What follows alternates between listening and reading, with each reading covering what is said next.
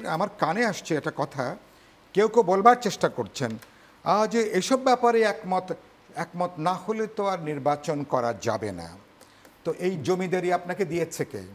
এই কর্তৃত্ব আপনাকে দিয়েছে কে? এই এই হুকুমদারি করার ক্ষমতা আপনাকে দিয়েছে কে? যেসব ব্যাপারে দলগুলো, যে সংস্কারগুলোর ব্যাপারে বা সুপারিশের ব্যাপারে দলগুলো কোনো ধরনের ঐক্যমতে পৌঁছাতে পারবে না, দ্বিমত থাকবে, বা আমরা যেটাকে বলি যে একেবারেই ভিন্ন ভিন্ন মত থাকবে, সেগুলো সমাধানের রাস্তা আসলে কি হবে? জি, আপনাকে আরেকবার ধন্যবাদ। যেটা আপনি বলছিলেন যে যৌক্তিক ব্যাখ্যাটা কি, একজন ব্যক্তি যদি একাধিকবার থাকতেই থাকেন তাহলে একটা ব্যক্তিকেন্দ্রিক স্বৈরতন্ত্র হয়ে ওঠার একটা আশঙ্কা। কথাটা সত্য আমি মনে করি। যে কারণের জন্য আমরা আওয়ামী লীগের মতন একটা দল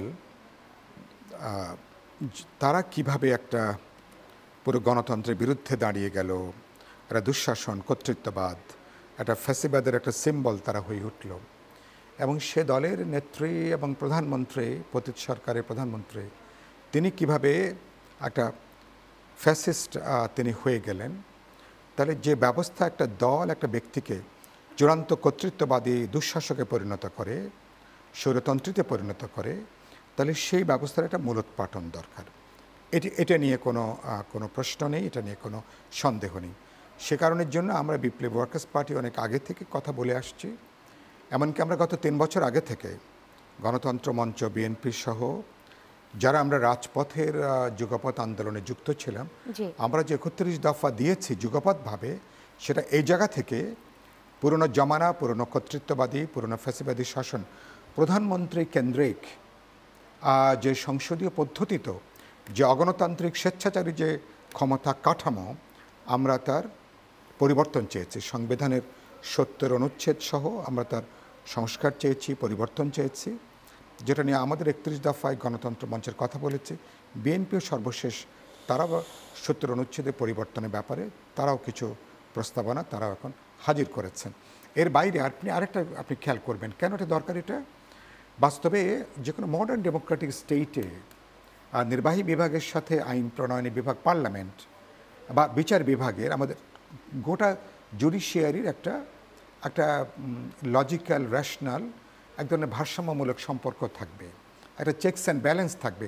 ইচ্ছা করলে আপনি যা খুশি আপনি করতে পারেন না, যেটা পৃথিবীর বহু গণতান্ত্রিক দেশে যেটা আছে। কিন্তু বাস্তবে হাসিনার আমলে ধারাটা আগে থেকেই ছিল, কিন্তু এ আমলে এটা একেবারে ষোলকলাপূর্ণ হয়েছিল। সব কিছু নির্বাহী বিভাগের কর্তৃত্বে নিয়ে আসা হয়েছিল। বিচার বিভাগ যেখানে ছিল মানুষের শেষ আশ্রয়ের জায়গা, এবং সেটা বিরোধী দলের দমন পীড়নের একটা বড় হাতিয়ার দাঁড়িয়েছিল বিচার ব্যবস্থাকে। তাহলে গোটা ব্যবস্থার পরিবর্তন দরকার। আমরা বলেছি সেজন্য আমরা প্রধানমন্ত্রী কেন্দ্রিক অগণতান্ত্রিক ক্ষমতা কাঠামোর পরিবর্তন চেয়েছি।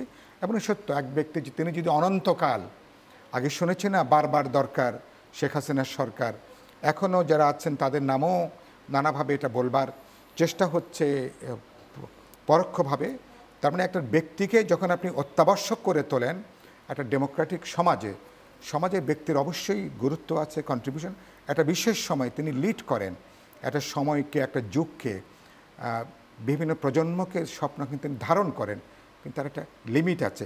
সেই ক্ষমতাটা একটা স্বচ্ছতার, জবাবদিহিতার কাঠামোর মধ্যে আপনি ক্ষমতাটাকে আপনি প্রয়োগ করবেন।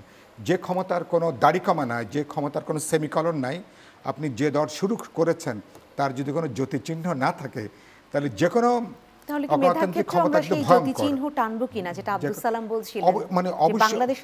অবশ্যই জ্যোতিচিহ্ন টানার প্রশ্ন আছে। সেজন্য আলাপ আলোচনার জন্য আমরা আমাদের 31 দফায় অনেকগুলো কথা বলেছি।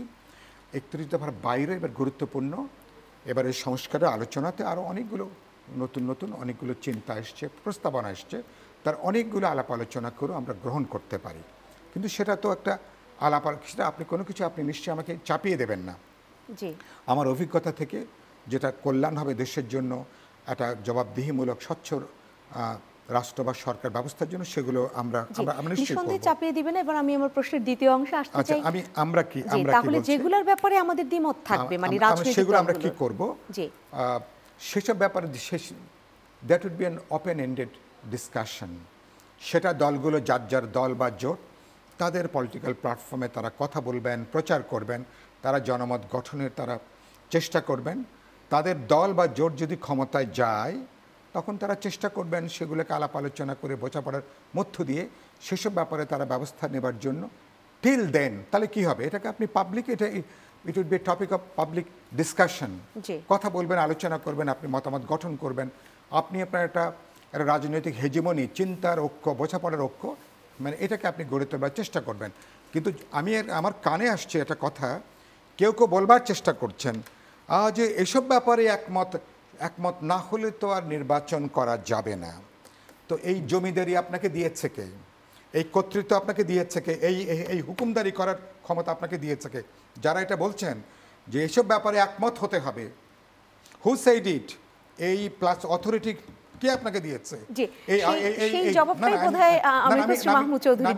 না, আমি বলেছি এই অথরিটি হচ্ছে জনগণ কিভাবে অথরিটি দেয়, থ্রু পপুলার ম্যান্ডেট, সেই mandate through popular election, genuine election. 16 বছর ধরে মানুষ যে নির্বাচনে মুখ দেখেনি, মানুষ ভোটকে মানুষ ভুলেই গেছে, মানুষ দল বা পছন্দের দলকে ভোট দেওয়া মানুষ তো ভুলেই গেছে।